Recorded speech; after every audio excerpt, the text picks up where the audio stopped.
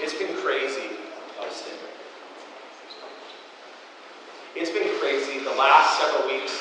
Every study or reading or thing I hear on the radio, all of it has to do with risk, stepping out in faith, following God's heart, all of these different things. And so I was talking to Grace, and last week we talked about risk. And then I ended up working on my study on Monday, and it's it really is like a theme right now. Okay, so I told Grace, I was like, yeah, I really want to share this. So I'm going to read something to you. There is a guy in the Bible that he has he has 3 verses plus a little bit more written about him. But he's really cool. Okay, and he ends up doing some things, and God ends up working through him and glorifying God through some really kind of not totally impossible, but pretty much impossible situations. Okay, so listen to this. This is from 2 Samuel 23. And you don't need to worry about, his name, but it's Benaiah. Okay, and that's how I'm going to say his name, is Benaiah. Okay, so Benaiah, son of Jehoiada, was the son of a brave man from Kabzeel, a man of many exploits. Benaiah, so you got to catch these 3 things that he did. Benaiah killed 2 sons of Ariel of Moab, and he went down into a pit on a snowy day and killed a lion. He also killed an Egyptian, a huge man. Even though the Egyptian had a spear in his hand, Benaiah went down to him with a club, snatched the spear out of the Egyptian's hand, and then killed him with his own spear. These were the exploits of Benaiah, son of Jehoiada, who had a reputation among 3 warriors. He was the most honored of the 30, but he did not become one of the 3. David put him in charge of his bodyguard. So there's more to the background of the story. David, before he became king, was best buds with the king's son. Okay? And it was King Saul. King Saul, all jealous. David ends up running off and finds out that Saul's going to kill him. He's out in the wilderness. He's out trying to stay alive. Okay? He actually has times where he can actually kill Saul, but he chooses not to because he knows that God put Saul in that place. So as David's out there, people start coming to him. People that were misfits, people who didn't totally agree with the government, people that were outcasts.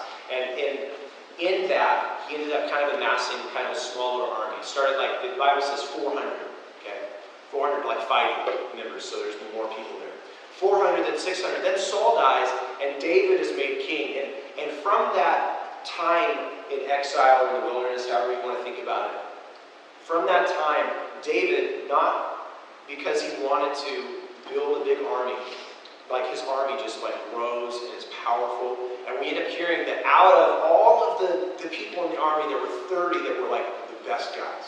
Okay, these were the best guys. And we end up hearing about them. There's parts of the Bible where one of the guys, he kills 600 people all by himself and wins the battle. Or there's one guy that, ends up winning the battle by, killing so many people that his arms, he can't even lift a sword anymore. Okay? So out of that 30, there are 3, we hear right here, 3 that are the best. But Benaiah wasn't one of those 3. He was the most honored. And so David, ends up seeing what he has done. And it's dude, I want that guy my bodyguard. I want the best dude to be my bodyguard. Okay? Crazy story, right? I'm not saying go out and kill people or kill lions or anything like that. But what you have to think about, all of the things that Benaiah did, he ended up, being jumped by these 2 Moab guys. Okay, 2-1, and he ends up winning. He ends up, fighting this Egyptian guy. And the Bible actually says he was a huge man. So you got to think this is a big, big guy. And he ends up winning. And then Benaiah ends up chasing a lion. It doesn't say why. He ends up chasing a lion into a pit on a snowy day, and he kills it. Okay. Now, think of a lion. There's a picture of one up there. Lion. And I don't know if you've ever been close to a lion, but I remember there was a time time we were down at the San Diego Zoo. I don't know if you remember this. We were down at the San Diego Zoo, and for whatever reason, the big, daddy lion was unhappy.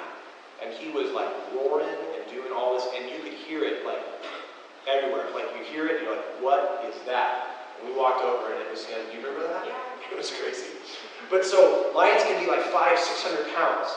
So, Benaiah does these amazing things, but it's not him that really ends up doing them. Do you get what I mean? God is right there. And God put Benaiah in those situations. He put him in a situation where the two Moab guys are going to jump him. Okay? And he puts him in the situation with the Egyptian guy. And he puts him in a situation where he has to go after this lion. And God ends up working through these crazy situations to glorify himself. Now, I wanted to make sure I read this right, because this is so good. Lion chasers, and by the end, I pray that you guys will want to be lion chasers. Lion chasers don't try to avoid situations where the odds are against them. Lion chasers know that impossible odds set the stage for amazing miracles. And there are so many examples, not just in the Bible, but people who stepped up to the plate, in America. Rosa Parks. She ended up not giving up her seat on the bus. Okay? And from that one little act, the ball started rolling to get the rights to blacks. And there's so many examples that you can find that you can see and just be like, you know what, I can take that little step. I don't know about you guys, but in many of my life situations, this has been my prayer. God, please make this easy. Open the doors, give me the skills, tear down the walls, just make this easy so I can do whatever it is. Now, I don't know if you guys have prayed that, but I've totally prayed that, and I don't think it's bad to pray that, but at the same time, you've got to realize that God ends up working through those difficulties. There may be a wall there that you need to work on, and it may take a while. It may take a while, and you will be so much stronger afterwards. So, I want you to think about an old person that you know, whether it's your grandma, grandpa, some old person, older than Bud, old person. Okay? See if they fit into this category. The world is full of cautious and prudent people who will live fine, long lives. But chances are, if you spend your life in an attempt to eliminate risk, eliminate uncertainty and fear, you will miss out on some of the most amazing experiences a person can have with Jesus.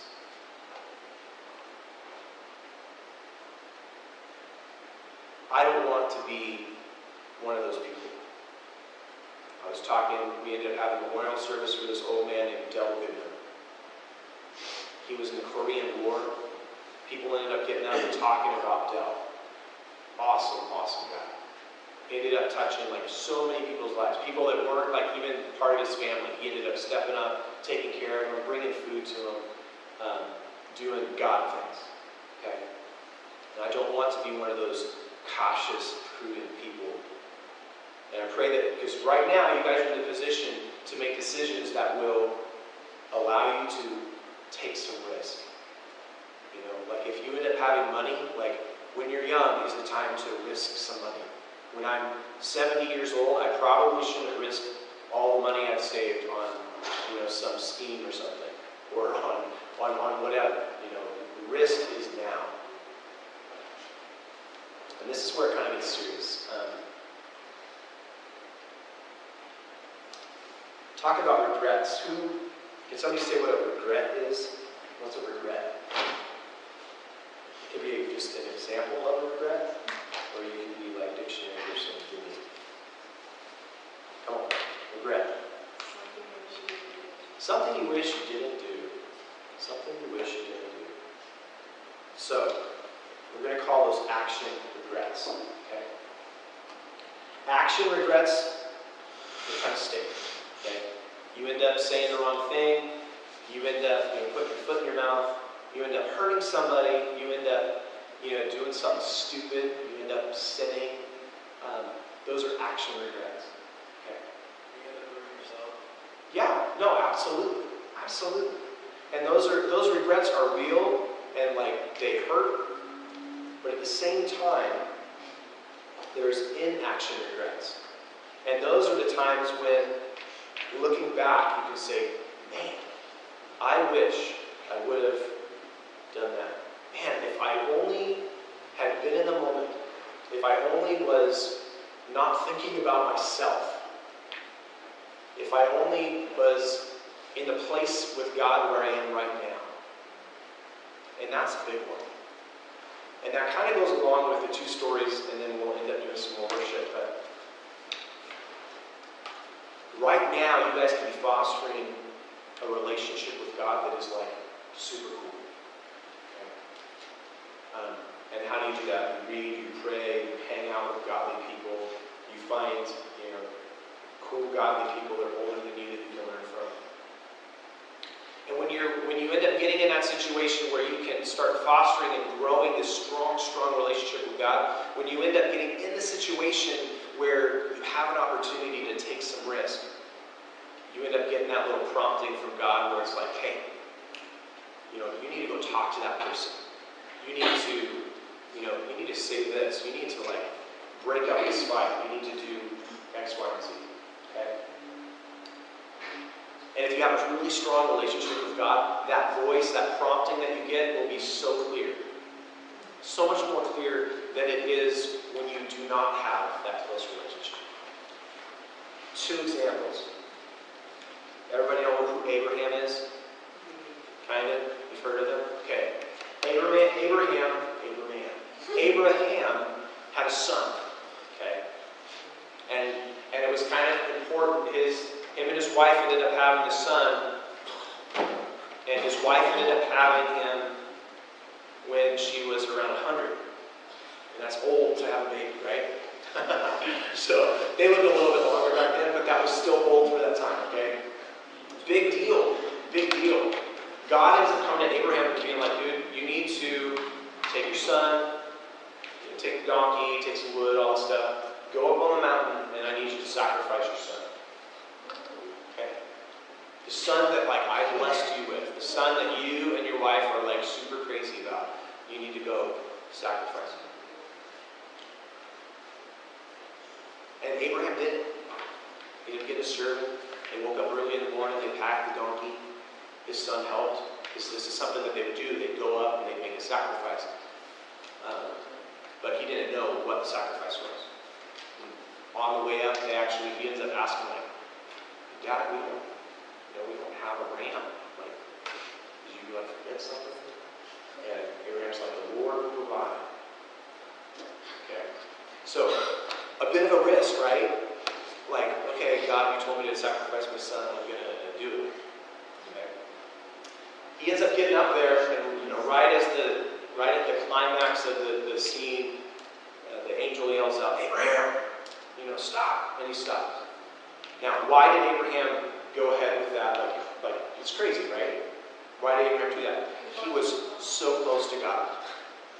He was so close to God. He had the strongest relationship with God, and he walked beside God. God walked beside him, and when God asked him that, it's okay, the relationship I have with you is more than the relationships I have with these temporal things, even if it's my son.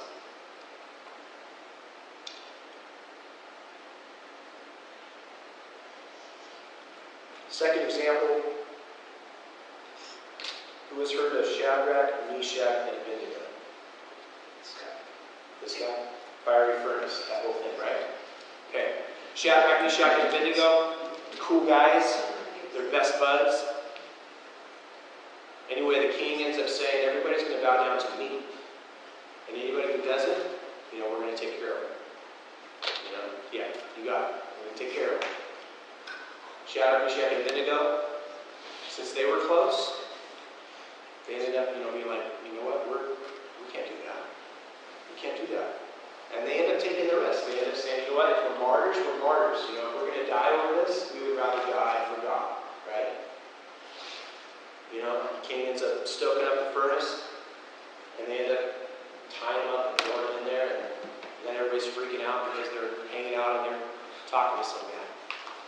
And then it's like, come on out of there. And they come out, and like, you know, their clothes aren't burned off or anything. Their robes are fine. They don't smell like smoke. They're totally just, they're cool. And so God ended up, and I know it's an extreme example, but God ends up working through that situation, and that king ends up being like, that is the God that my kingdom is going to start worshiping. Okay?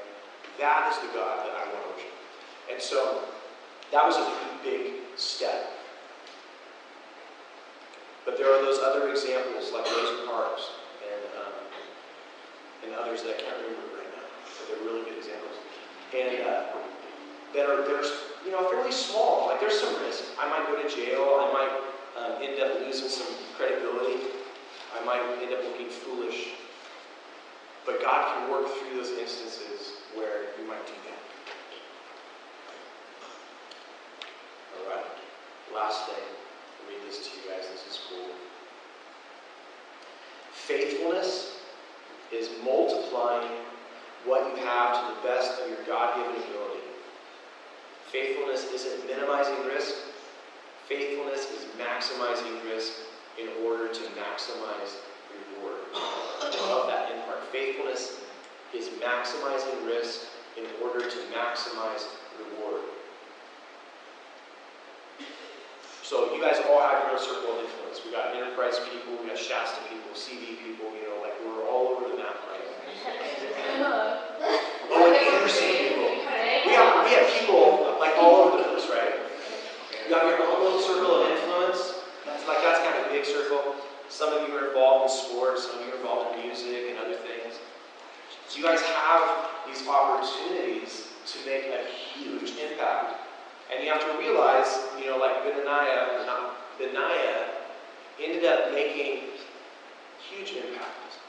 Like God ended up working through those situations in a huge way.